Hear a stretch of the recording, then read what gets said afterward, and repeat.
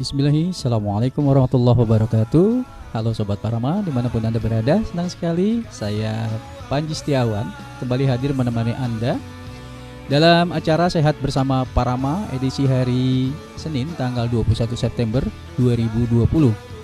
Bersama saya ditemani oleh DJ Rizky tuntas sampai dengan selesai.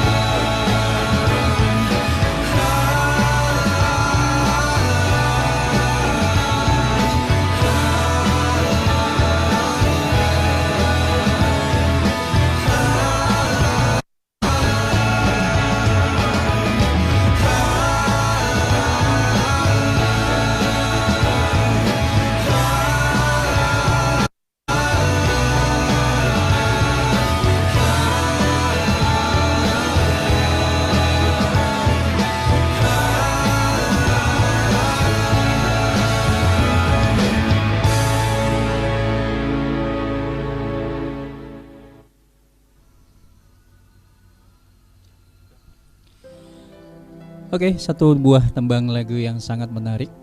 Anda ikut tahu. Sobat Parama, alhamdulillah malam hari ini cuaca sangat bersahabat setelah tadi sore menjelang maghrib kita diguyur hujan, ya. Dimana hujan merupakan satu anugerah bagi kita semua.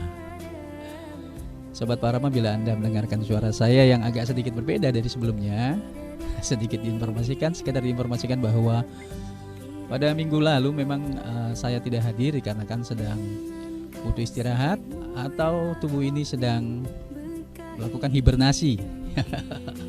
Mungkin ada sebuah pertanyaan, loh kok bisa seorang terapis bisa dalam tanda kutip sakit, ya. Sakit itu sebenarnya sebuah keniscayaan yang akan terjadi pada siapapun, makhluk ya, manusia dan yang lainnya. Nah, keniscayaan ini kenapa bisa terjadi sebuah keniscayaan, ya? Contohnya bayi ya, seorang bayi yang dari lahir sampai usia sekian tahun, dari 0 sampai sekian tahun itu keniscayaan akan mengalami sakit. Kenapa bisa sakit? Karena bayi tersebut sedang mengalami yang namanya upgrade ya, upgrade tubuh dan update juga, update pengetahuan. Upgrade di sini adalah untuk lebih kuat, lebih besar dan lebih mampu ya dalam menghadapi situasi dan kondisi dari usia bertambah. Begitupun terjadi dengan orang dewasa.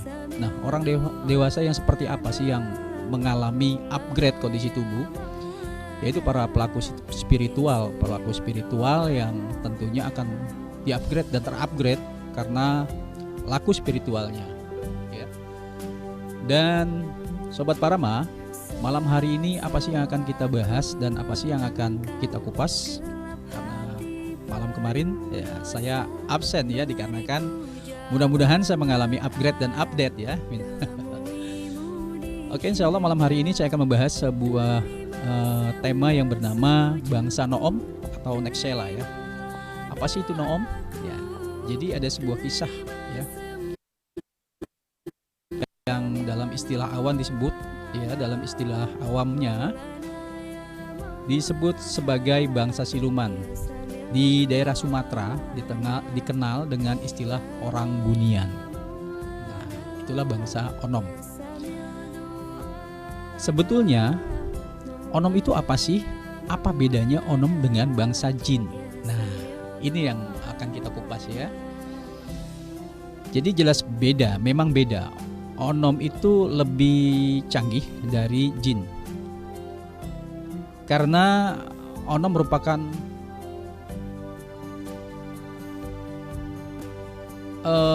persilangan ataupun percampuran ya, perkawinan dari bangsa jin dengan bangsa manusia.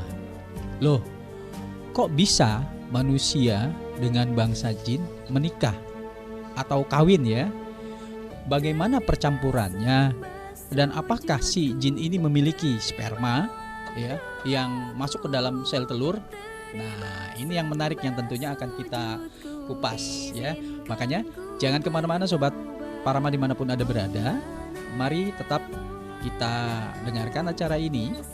Dan selanjutnya akan kita bahas lebih lengkap, lebih detail, lebih menarik tentunya setelah lagu yang satu ini.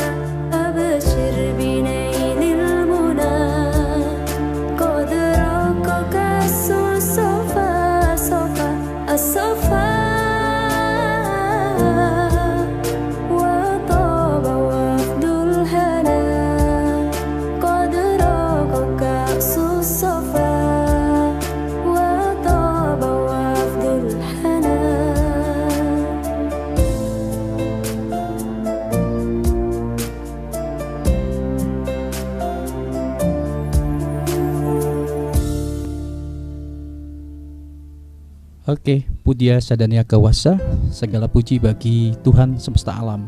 Karena pada malam hari ini cuaca sangat cerah, terang benderang setelah jelang maghrib tadi daerah Arjawinangun, Palimanan dan sekitarnya diguyur hujan. Sebenarnya hujan itu apa sih? Apakah hujan sebuah rezeki, sebuah anugerah, atau apa ini? Kalau bagi saya hujan itu sebuah anugerah yang diberikan Sang Maha Pencipta untuk makhluknya di muka bumi ini. Karena hujan itu apapun yang terjadi bisa karena di saat hujan membawa banjir yang besar, tetap itu merupakan sebuah anugerah yang harus kita terima sebagai rahmatnya. Kalau rezeki tentunya berbeda ya. Kalau dalam pandangan saya, rezeki itu bukan dalam bentuk yang sebuah benda, misalkan uang, harta, ya, mobil, misalkan rumah, tanah. Itu bukan rezeki kalau menurut sudut pandang saya. Itu merupakan harta. Lalu rezeki itu apa? Rezeki itu sebuah anatomi tubuh, organ tubuh yang Allah berikan tubuh kita, dalam diri kita, untuk kita mencari harta. Nah, tubuh inilah yang akan menopang, bekerja untuk mendapatkan harta yang tentunya atas perintah kita melalui informasi yang kita terima dan terekam di dalam memori yang namanya otak, ya. Tentunya otak ini harus kita benar-benar pergunakan untuk menerima informasi-informasi yang baik, ya. Yang tidak baik, kurang baik harus kita filter. Karena dalam tubuh manusia terdapat yang namanya segumpal daging ataupun segumpal darah. Bila daging itu baik, maka baiklah seluruhnya, dan bila daging itu buruk, maka buruklah seluruhnya. Ketahuilah bahwa daging itu adalah kolbu. Nah, kolbu ini apakah yang namanya liver? Jadi kolbu adalah manifestasi hati yang paling dalam, yaitu otak. Karena otak adalah hard disk yang menerima perintah di diri. Baik Sobat Parama dimanapun Anda berada, bagi Anda yang baru bergabung, selamat bergabung. Terima kasih atas kesetiaannya mendengarkan acara Parama Sehat Bersama Pak Parama edisi Senin 21 September 2020.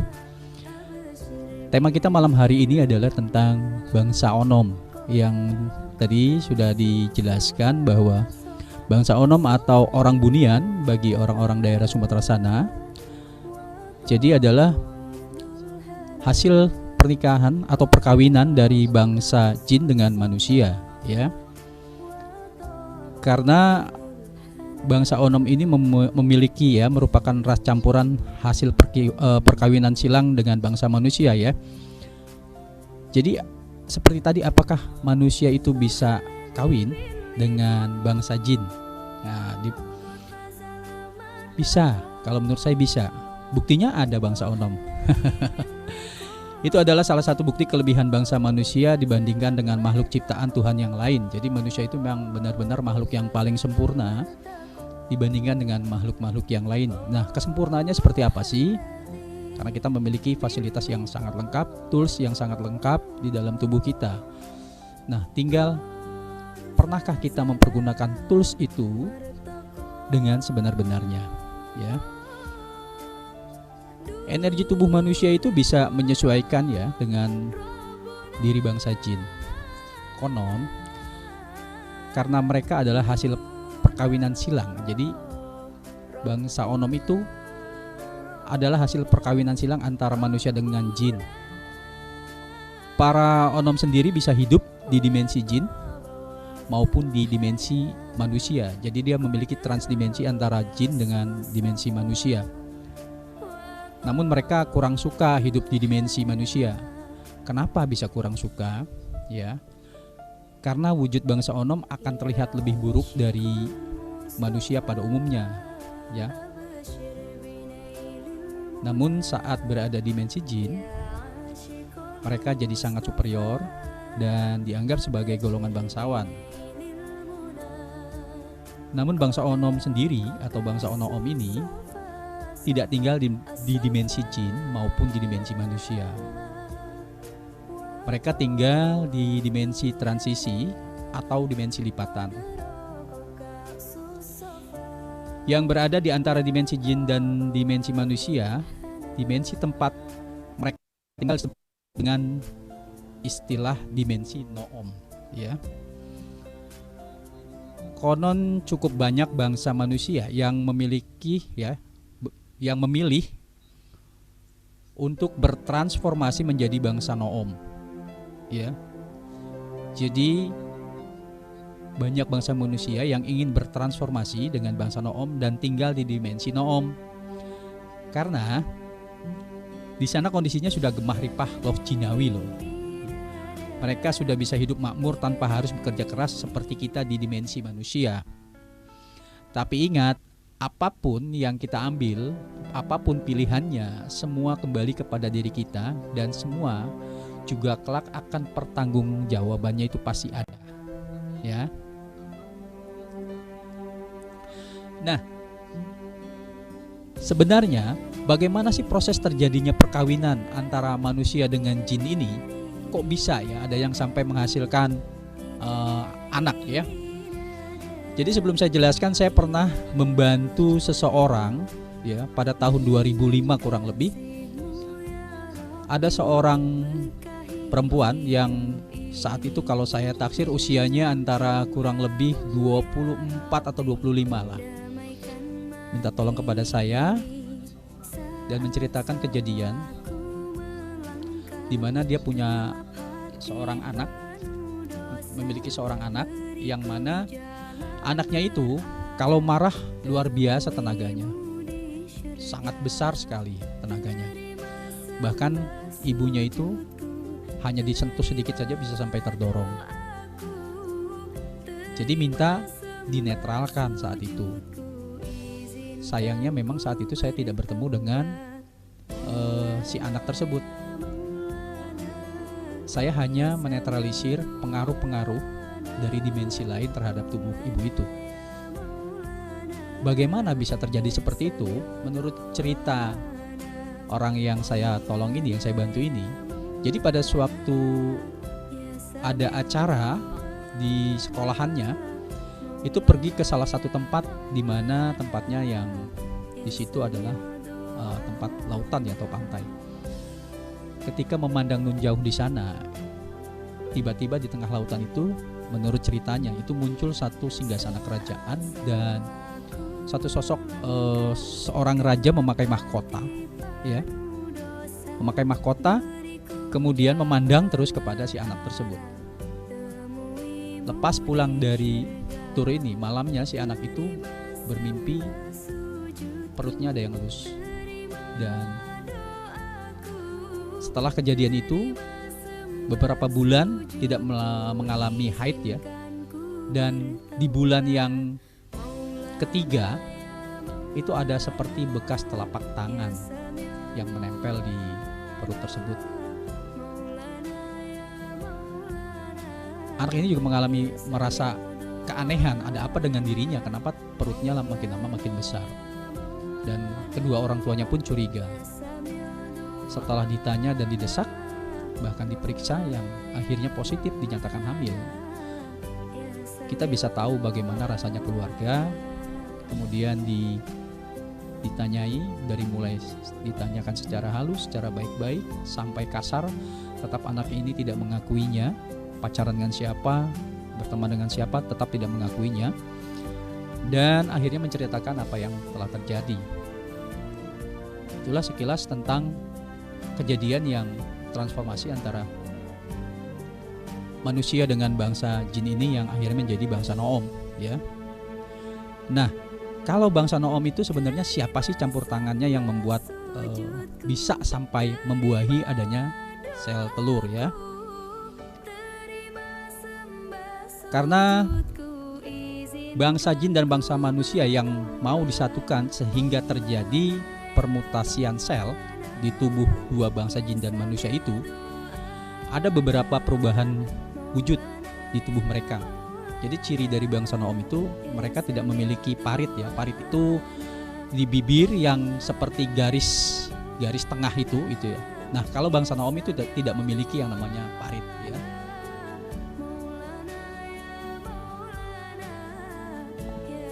Hidung ataupun tangannya bisa lebih panjang sedikit, tergantung dari berapa banyak sel.